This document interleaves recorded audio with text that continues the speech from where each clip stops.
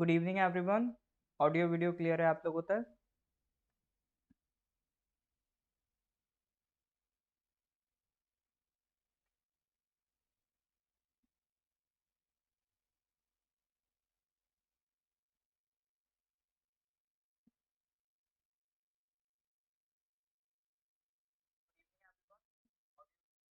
Clear है। ठीक है जी। तो सर अक्टूबर का करंट अफेयर्स डिस्कस कर रहे थे हम, उसी में कंटिन्यू करेंगे ना। देखो अभी वेकेशंस हो जाएंगी आपकी, क्रिसमस आ रहा है, फिर न्यू ईयर आ रहा है, लेकिन एक कंटिन्यूटी आप अपनी ब्रेक मत करिए। आप लोग जो इस टाइम पर क्लास करने आ रहे हैं वो एक्चुअल में सिंसियर एस्पिरेंट्स हैं, क्योंकि अभी हाल फिलहाल में कोई एग्जाम लाइन में नहीं है। एमटीए से वो भी थोड़ा सा दूर हो गया है, लेकिन उसके बाद भी आप लोग क्लास आ रहे हैं, तो इसका मतलब एक सेंस ऑफ सिंसियरिटी है आपके अंदर। तो इस सिंसियरिटी को मोनेटाइज करिए। मोनेटाइज ऐसा नहीं कि कहने का मतलब ये नहीं मैं कह रहा हूँ किसी से पैसा मांगो। मोनेटाइज कहने का मतलब इससे फायदा उठाइए। फायदा कैसे उठाएंगे कि आप सिंसियर तो हैं, आप रेगुलरिटी से पढ़ाई स्टार्ट कर दीजिए। ठीक है, रेगुलरिटी आपके अंदर आ जाएगी तो उससे होगा क्या, आप एक एग्जाम एटलीस्ट कोई ना कोई बढ़िया से निकाल लेंगे। बस कुछ नहीं चाहिए, एक कंसंट्रेटेड एफर्ट चाहिए एक लाइन में। ठीक है, नॉलेज आपको हो जाती है, knowledge is not a big thing, क्योंकि कोर्स सब कंप्लीट कर लेते हैं, लेकिन उसके बाद जो होता है ना रिवीजन वाला पार्ट, क्वेश्चन प्रैक्टिस वाला पार्ट, ज्यादातर लोग वहां मात खाते हैं। ठीक है। हाँ, एसएससी 9, अच्छा आपका 9 को होगा अभी, मतलब ये तो लाइन से ऑनलाइन एग्जाम है ना, तो कई दिनों से चल ही रहे हैं, 6 7 8 9। तो best of luck Sukanya ji SSC के लिए। तो वही मैं कह रहा था, अपने एफर्ट्स को चैनलाइज करिए और एक मत में लेके आइए। ठीक है, डेफिनेटली आप फायदा उठाएंगे अपनी तैयारी से। चलिए सर आगे बढ़े, उससे पहले हम कुछ प्रीवियस ईयर क्वेश्चंस, मतलब प्रीवियस ईयर कह रहा हूँ, पिछले क्लासेस के कुछ क्वेश्चंस डिस्कस कर लेते हैं। फॉर एग्जांपल जैसे ये क्वेश्चन है, नोबेल प्राइज इन फिजिक्स 3 लोगों को मिल रहा है, एलन आस्पेक्ट, क्लॉजर, जेलिंगर। ठीक है, एसीजी करके याद रख लो, आस्पेक्ट, क्लॉजर, जेलिंगर। तो इन तीनों को किसमें मिल रहा है सर? फिजिक्स में अवार्ड मिल रहा है, नोबेल प्राइज मिला है। तो किस फील्ड के लिए ये मतलब किस स्ट्रीम में, किस काम के लिए उन्हें ये नोबेल प्राइज मिला है? Quantum mechanics, complex physical system, black holes, evolution in universe. ये आज का क्वेश्चन ही है सर, ये हम लोग पहले डिस्कस कर चुके हैं। Correct answer is quantum mechanics. ठीक है, आज मैंने थोड़ा सा क्लास जल्दी इसलिए स्टार्ट कर दिया क्योंकि मुझे कहीं जाना भी था, और शुरू का जो हम टाइम देते हैं ना प्रीवियस क्वेश्चंस करने में, तो 9 बजने से पहले पहले वो प्रीवियस क्वेश्चन करेंगे और 9 बजते ही हम अपना करंट स्टार्ट कर देंगे, ताकि कोई ये ना कहे कि सर आपने तो 9 बजे से पहले स्टार्ट कर दिया। ठीक है, आज के क्वेश्चन जो हैं वो तो ठीक 9 बजे स्टार्ट हो जाएंगे। 9 बजे भी कोई कह नहीं पाएगा कि सर ठीक 9 बजे कर दिया। चलिए इसका आंसर बताइए। SASTRA Ramanujan prize for 2022 will be awarded to who amongst the following? Neena Gupta, Yunqing Tang, Noam Elkies, Manjul Bhargava. बताइए सर। शस्त्र रामानुजन प्राइज किसको दिया जा रहा है? बिल्कुल करेक्ट आंसर इज युमकिन तांग। ठीक है, ए कैसे लगा दिया आप लोगों ने? करेक्ट आंसर इज युमकिन तांग। इसका आंसर दीजिए। Who among the following has been appointed as the presiding officer of the tribunal for UAPA related to the ban on the Popular Front of India and its associates? कल UAPA के regarding हमने बात करी थी। ठीक है, पिछली class में, कल की क्लास में हम लोग सर यूएपीए के बारे में बात करके आए थे। तो बताइए, who among the following has been appointed as a presiding officer of the UAPA? बताइए सर। जस्टिस सुरेश कुमार, दिनेश कुमार, विकास महाजन या फिर जयंत नाथ? ये कल की क्लास में ये क्वेश्चन डिस्कस हुआ है सर। हाँ जी बिल्कुल सर, सही बात है, correct answer is justice Dinesh Kumar Mishra. तो कल काफी हम लोगों ने यूएपीए के बारे में डिस्कस किया था। इसका आंसर बताइए, जो क्रू 5 मिशन है जो अभी न्यूज में था, वो किससे रिलेटेड है? Mars, moon, international space station या फिर सन? हाँ जी सर, क्रू 5 मिशन किससे रिलेटेड है?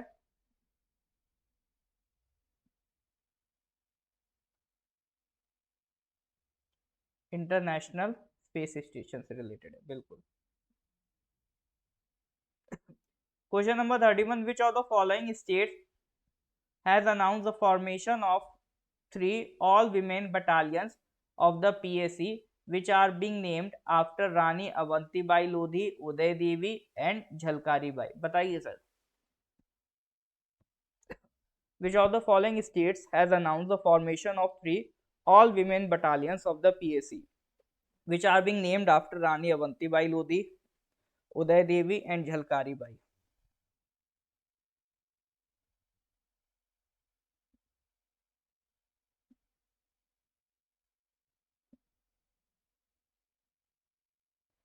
मध्य Pradesh, Uttar Pradesh, Bihar, Rajasthan.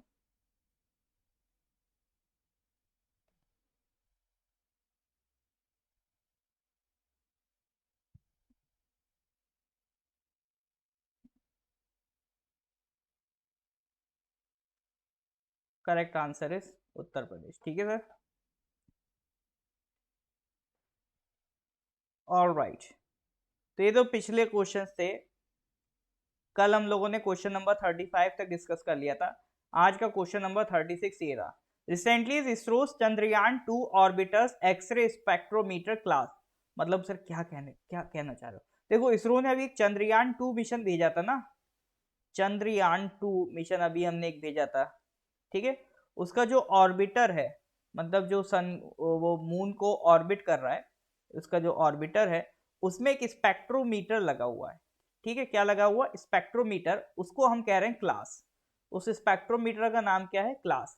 Chandrayaan 2 large area soft X-ray spectrometer, ठीक है। तो एक जो हमने चंद्रयान 2 में एक ऑर्बिटर भेजा है जो मून के चक्कर लगा रहा है, उस ऑर्बिटर में एक डिवाइस लगी जिसे हम कह रहे हैं स्पेक्ट्रोमीटर। स्पेक्ट्रोमीटर क्या होता है? डिफरेंट वेवलेंथ फ्रीक्वेंसी को आइडेंटिफाई करता है। तो उसने कोई केमिकल पाया है, उसने मून पे किसी केमिकल को आइडेंटिफाई किया है, बहुत ही एबंडेंस में, बहुत ही पर्याप्त मात्रा में उसने किसी केमिकल को आइडेंटिफाई किया है। तो सवाल यह है, बताओ वो केमिकल कौन सा है? हाँ जी सर, उम्मीद है क्वेश्चन समझ में आ रहा होगा कि चंद्रयान 2 पे जो ऑर्बिटर है उसमें जो लगा स्पेक्ट्रोमीटर है उसने केमिकल को आइडेंटिफाई किया है। सवाल यह है कि केमिकल है कौन सा? जल्दी से आंसर दीजिए।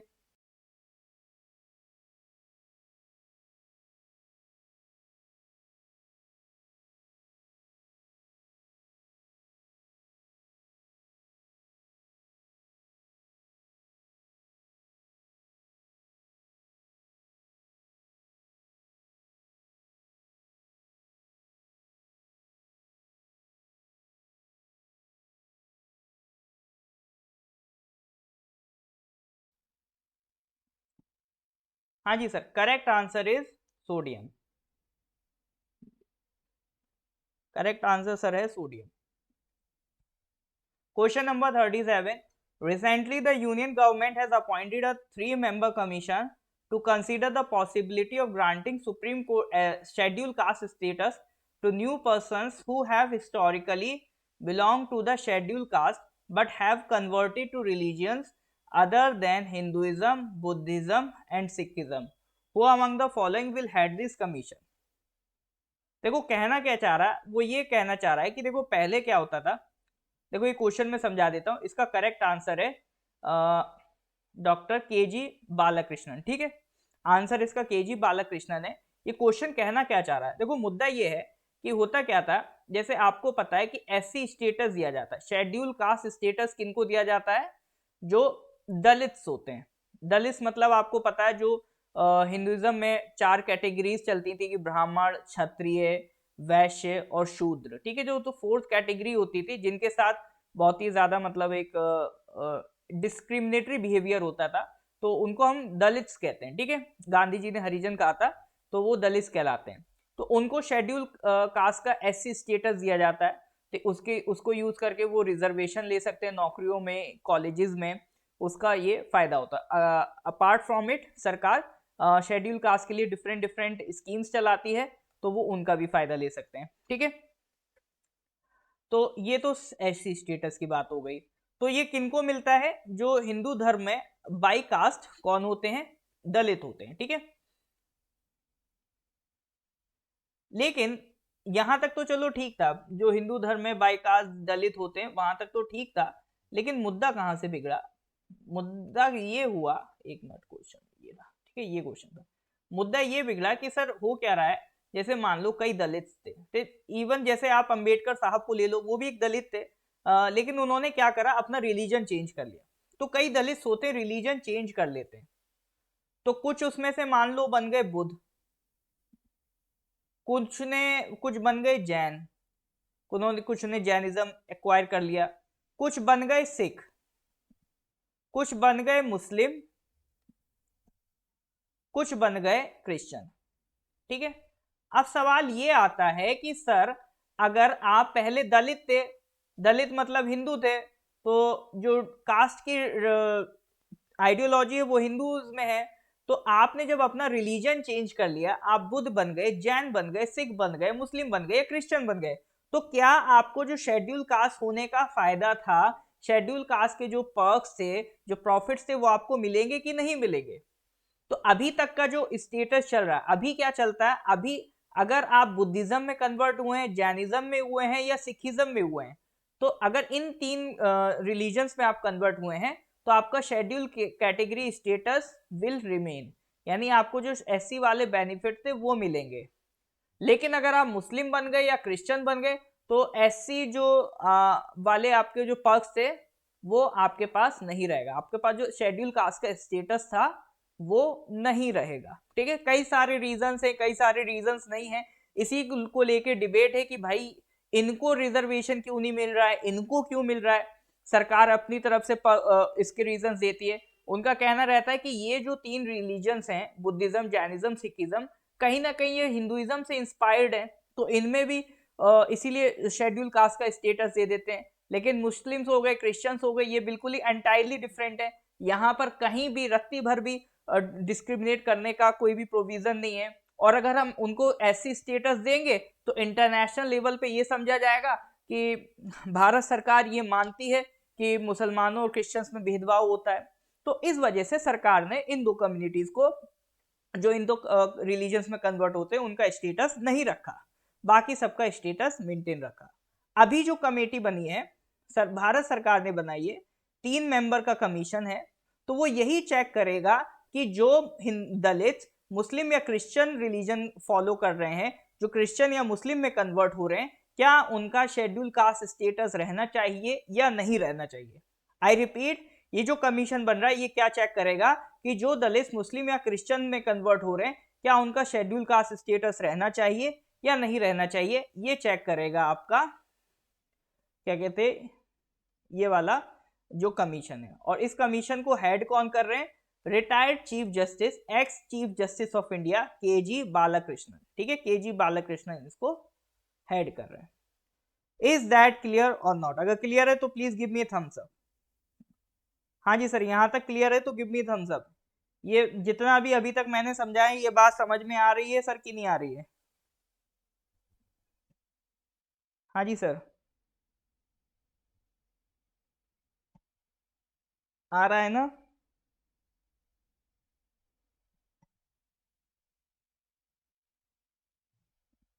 ऑलराइट, अब देखो इसमें शेड्यूल कास्ट के लिए क्या क्या प्रोविजन है हमारे संविधान में, वो सारे मैंने एक जगह यहाँ पर लिख दिया कि आर्टिकल 15 है, आर्टिकल 16 है ना, आर्टिकल 17 है, 46 है, 335 है, आर्टिकल 330 है, ठीक है, 332 है, और पार्ट 9 के अंदर पंचायत, और पार्ट 9 के अंदर 9A के अंदर जो पंचायत और म्यूनिसिपैलिटीज में कुछ रिजर्वेशन देने की बात की गई है।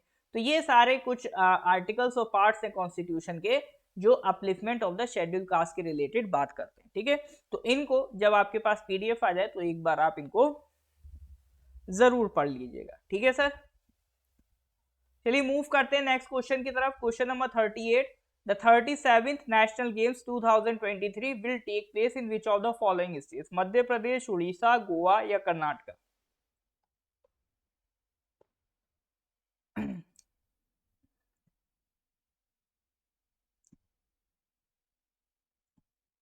37th national games 2023 will take place in which of the following states? Madhya Pradesh, Orissa, Goa या कर्नाटक? अभी तो 36 हो रहे हैं, वो तो गुजरात में चल रहे हैं। जो 37th नेशनल गेम्स होंगे 2023 में, वो आपके गोवा में होंगे। ठीक है, correct answer is Goa. Sir ये नेशनल गेम्स हैं क्या?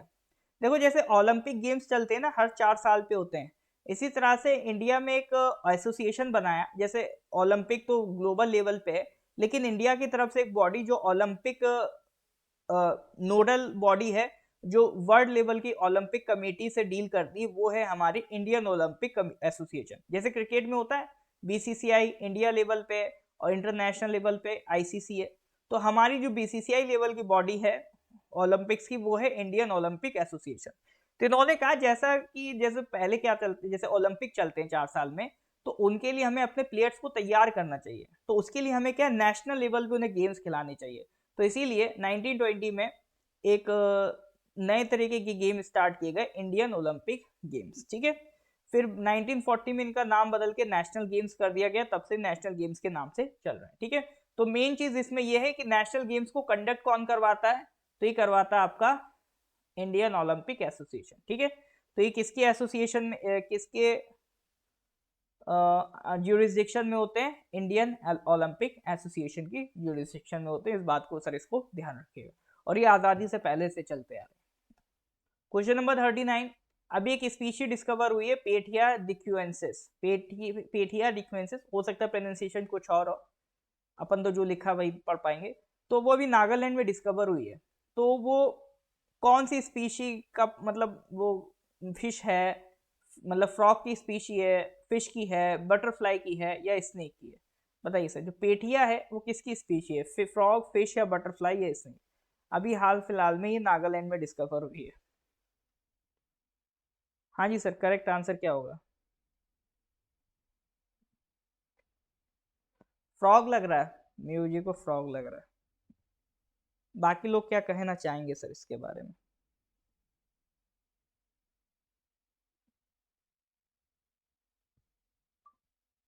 Snake.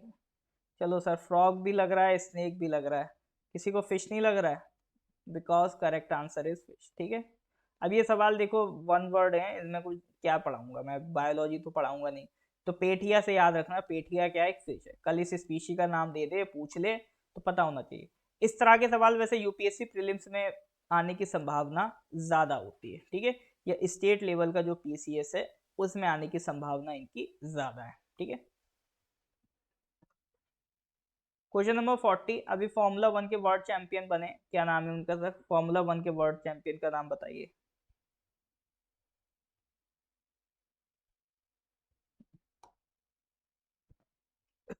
Who among the following has been declared the Formula 1 World Champion 2022? Charles Leclerc, Lewis Hamilton, Sergio Perez, Max Verstappen. ये क्वेश्चन एपीएसएसबी जैसे एग्जाम्स में आ जाता है। ठीक है, तो ये क्वेश्चन को कर लीजिएगा, ये छोटे मोटे एग्जाम में बहुत आसानी से पूछ लेगा। तो अभी फॉर्मूला 1 का वर्ल्ड चैंपियन कौन बना है? ये तो सर मैं सही आंसर एक्सपेक्ट करता हूँ आपसे, बताइए जरा।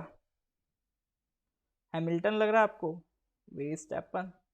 चलो, एंगल जी हैं, उन्हें वर्स्टेपन लग रहा है। बाकी लोग चार्ल्स में तुक्का लगा रहे हैं। कोई ऐसा तो नहीं कह रहा सर अपना माइकल शूमाकर नहीं दिख रहा है इसमें? हाँ जी। अरे दद्दा, इसमें मैं एक्सपेक्ट कर रहा था करेक्ट आंसर दोगे। खैर कोई बात नहीं, correct answer is max Verstappen. ठीक है, correct answer is max Verstappen. ठीक है, फॉर्मूला 1 शॉर्ट में F1 कहते हैं। ठीक है, ये है क्या? इंटरनेशनल ऑटो रेसिंग स्पोर्ट है। ठीक है, ये फॉर्मूला कार्स होती हैं। ठीक है, ये तो इनकी रेसिंग करवाई जाती है। It is the highest level of single seat open wheel and open cockpit professional motor racing contest. तो एक तरीके की ये गो कार्ट है। ठीक है, तो ये सबसे बड़ा कंपटीशन है ऐसी गाड़ी का जो सिंगल सीट हो, ओपन व्हील हो, ओपन कॉकपिट हो, प्रोफेशनल मोटर रेसिंग का सबसे बड़ा कंपटीशन है ये। ठीक है, इसकी गवर्निंग बॉडी का नाम क्या? फेडरेशन इंटरनेशनल दे ऑटोमोबाइल, मतलब FIA याद रखना, इसकी गवर्निंग बॉडी FIA है। इंग्लिश में प्यार से इसको इंटरनेशनल ऑटोमोबाइल फेडरेशन कह रहे थे। फॉर्मूला नाम कहाँ से आया? एक्चुअली कुछ रूल्स हैं।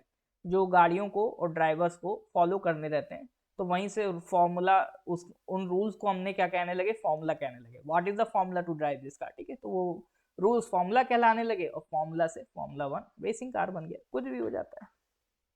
आज खाता नहीं खुल रहा, कोई बात नहीं। क्वेश्चन नंबर 41, 3 पर्सन है, बनैंक, डायमंड, डिविग। बनैंक, डायमंड, डिविग, उन्हें 2022 नोबेल प्राइज मिला इकोनॉमिक्स के लिए for research in which of the following, ठीक है। तो इकोनॉमिक्स के लिए इन तीनों को नोबेल प्राइज मिला। तो वो पूछ रहा है किस फील्ड में मिला है, किस फील्ड में रिसर्च करने के लिए मिला है। बैंक्स में, लेबर मार्केट में, पॉवर्टी रिडक्शन में, या फिर ऑक्शन थ्योरी में।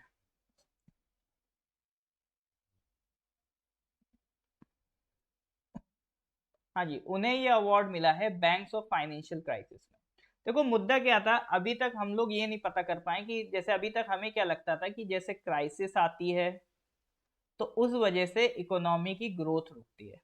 बैंक्स में क्राइसिस कैसे आती हैं?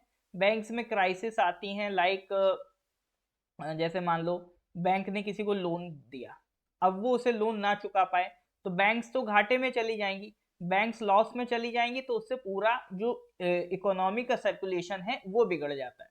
तो इन्होंने ये बताया कि जब क्राइसिस आती है तो उससे इकोनॉमी की ग्रोथ पे इम्पैक्ट पड़ता है। पहले हमें क्या लगता था, पहले हमें लगता था कि इकोनॉमी की ग्रोथ जब खराब होती है तब बैंक्स में क्राइसिस आता है। लेकिन 2008 सब प्राइम क्राइसिस आप देख लो, बैंकों ने हालत खराब करी थी, ऐसे ऐसे लोगों को लोन देके जो कभी ना चुका पाए, तभी वहां से इकोनॉमी डाउन होना शुरू हुई थी, ठीक है।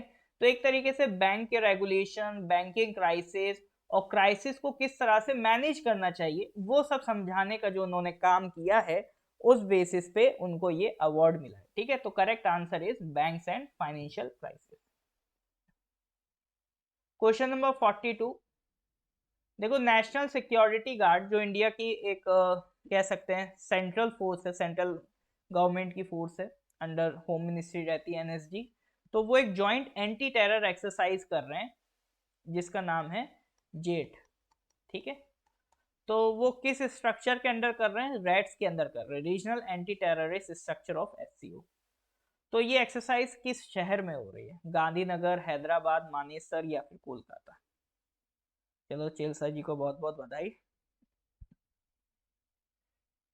तो पहले तो ये बताइए ये एक्सरसाइज किस शहर में हो रही है? गांधीनगर में हो रही है, हैदराबाद में हो रही है, मानेसर में हो रही है, किधर हो रही है सर?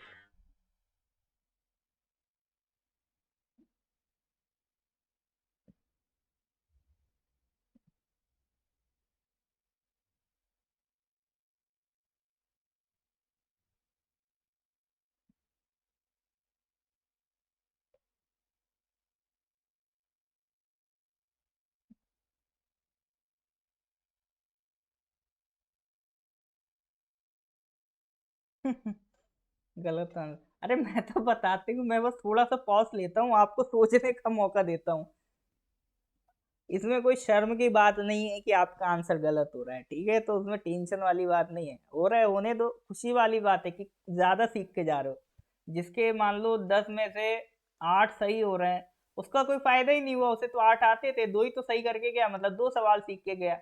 आपके मान लो 10 में से 8 गलत हो रहे हैं, मतलब आप 8 क्वेश्चन सीख के जा रहे हो, मतलब आना बर्थ रहा आपका, ठीक है। ऐसे सोचा करो।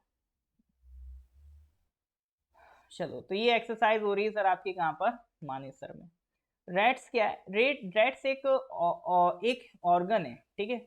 एक इंटरनेशनल ऑर्गेनाइजेशन है, एससीओ, शंघाई कोऑपरेशन ऑर्गेनाइजेशन। इसमें कौन कौन है? Kazakhstan, Kyrgyzstan, Russia, Tajikistan, Uzbekistan, India, Pakistan.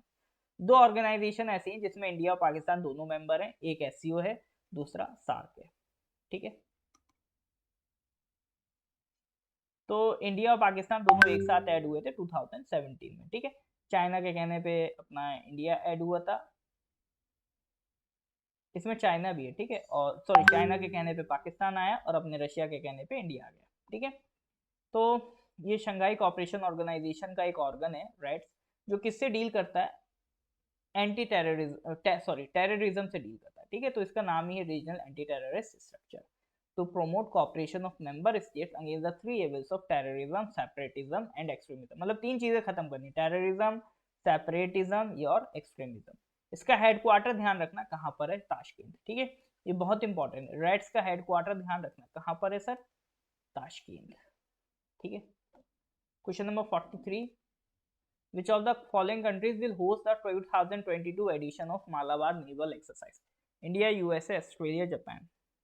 बताइए सर, कौन होस्ट करेगा मालाबार नेवल एक्सरसाइज का 2022 एडिशन?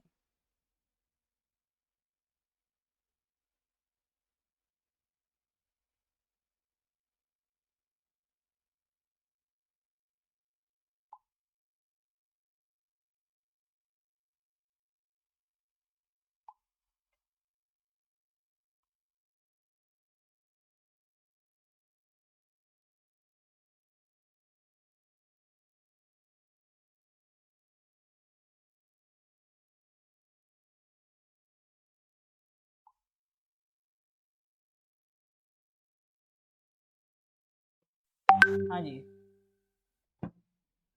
मतलब सर अगर ऑप्शन में इंडिया है, हम तो सर इंडिया ही पे तुक्का लगाएंगे, और कहाँ जाएं sir. Correct answer is Japan. ठीक है. मालाबार के बारे में ध्यान रखना, इंपॉर्टेंट एक्सरसाइज है. ठीक है, इंपॉर्टेंट एक्सरसाइज है और बाइलेटरल एक्सरसाइज है बिटवीन द, मतलब sorry, it is a multilateral. ठीक है, मल्टीलेटरल है. इसमें कौन कौन है, अपना इंडिया है और यूएसए. पहले तो एक बाइलेटरल थी इंडिया यूएसए के बीच, फिर 2022 में ऑस्ट्रेलिया ज्वाइन हो गई. ठीक है, अब जाके इसमें जापान भी ऐड हो गया. ठीक है, तो एक तरीके से कह सकते हो मालाबार किसकी एक्सरसाइज है, क्वाड मेंबर्स की एक्सरसाइज है, क्योंकि क्वाड में भी यही चार मेंबर्स हैं. तो पहले तो ये इंडिया यूएसए की थी 1992 तक, फिर 2022 में ऑस्ट्रेलिया ऐड हो गया, अब 2022 में जापान भी ऐड हो गया. ठीक है, तो ये चार आपको इस एक्सरसाइज में देखने को मिलेंगे. Question number 44. Recently, the current Chief Justice of India, UU Lalit, has nominated who amongst the following as the 50th Chief Justice of India? Nominate क्या, वो अपने चीफ जस्टिस बन भी गए, नाम बताइए. यूयू ललित ने किसको रिकमेंड किया था?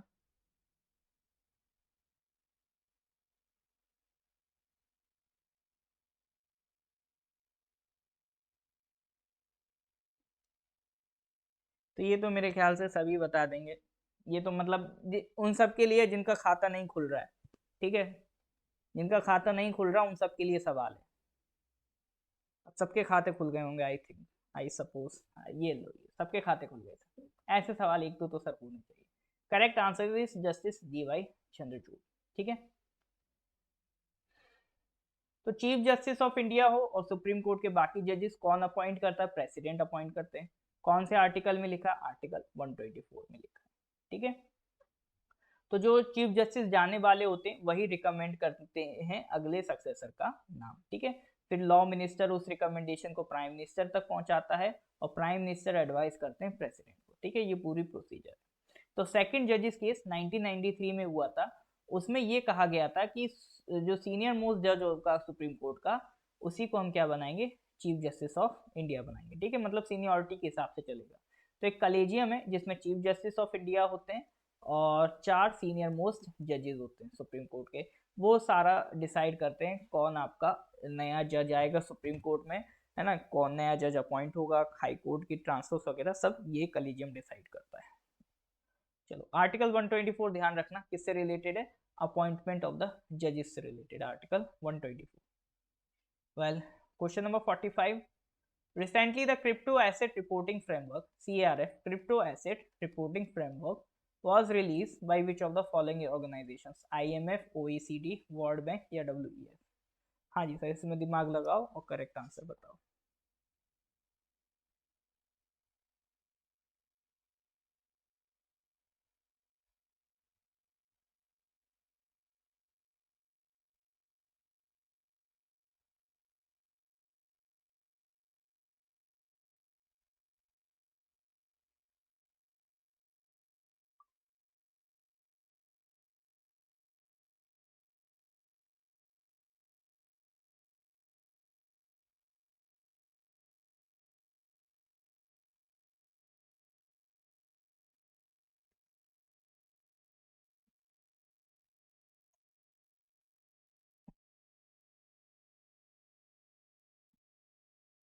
करेक्ट आंसर इज OECD, ठीक है।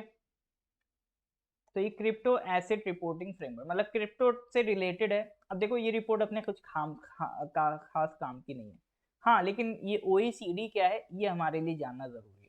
तो इतना ध्यान रखना, ये फ्रेमवर्क कौन लाया? OECD। OECD है क्या सर? देखो OECD आपका एक इंटर गवर्नमेंटल ऑर्गेनाइजेशन है, मतलब एक समझ सकते हो जितनी भी यूरोपियन कंट्रीज है ना, जनरली जो बड़े बड़े मतलब टॉप क्लास कंट्रीज हैं उन सब का एक ग्रुप है। 38 कंट्रीज हैं, इमेजिन करो। देखो जैसे ऑस्ट्रेलिया हो गया प्लस ये पूरा देखो यूरोप उठ के आ गया, ऑस्ट्रिया, बेल्जियम, चिली, कोलंबिया को है ना, फिर ये आपका चेक रिपब्लिक, डेनमार्क, एस्टोनिया, तो टोटल 38 स्टेट्स हैं। बड़े बड़े कंट्रीज देखें तो यूएस है, यूके है, टर्की है, आपका न्यूजीलैंड है ना, इटली है, जापान है, साउथ कोरिया है, इसराइल है, और ऑस्ट्रेलिया है, कनाडा है, ठीक है। तो ये सारे स्टेट्स अब इसमें इंक्लूडेड हैं। तो इनका काम क्या रहता है? ये सब वही हाई इनकम इकोनॉमीज हैं जिनका बहुत ह्यूमन डेवलपमेंट इंडेक्स बहुत हाई है, ठीक है। 1961 में बना था। इसका हेडक्वार्टर कहाँ पर है? फ्रांस में, ठीक है। टोटल मेंबर्स इसमें 38 है। इंडिया इसका मेंबर नहीं है, बट हाँ इकोनॉमिक पार्टनर है। इन कंट्रीज के साथ इकोनॉमिकली हम ट्रेड करते हैं, डील करते हैं, बट इसके मेंबर नहीं है। कुछ इंपॉर्टेंट रिपोर्ट्स भी निकालता है, जैसे government at a glance 2017 report, international migration outlook, better life index. तो ये कुछ ही रिपोर्ट्स निकालते हैं। ये मतलब एक तरीके से जो बड़ी बड़ी रिच कंट्रीज हैं, अमीर कंट्रीज जहाँ पर हम घूमने का सपना रखते हैं, तो वो सारी कंट्रीज यहाँ पर आपका इन्वॉल्व है, ठीक है। तो पर्पस क्या था बनाने का? To stimulate economic progress and world trade, ठीक है सर। चलिए, तो that was for the day. तो ये आज का क्वेश्चन है। तो 10 क्वेश्चन आज के हमने कंप्लीट कर लिए। तो मिलते हैं फिर सर अगली क्लास में। इसके आगे के क्वेश्चन अगली क्लास में डिस्कस करेंगे, ठीक है। कंटिन्यूटी बना के रखिए, एंजॉय भी करिए, लेकिन कंटिन्यूटी ये नहीं कि बिल्कुल अब पता चला 20 दिन बाद किताब खोलो, ठीक है। तो कंटिन्यूटी जरूर बना के रखिए, ठीक है सर। चलिए फिर मिलते हैं नेक्स्ट क्लास में। लेक्चर अच्छा लगा हो तो please do like and share as much as possible. Till then good bye, have a nice day.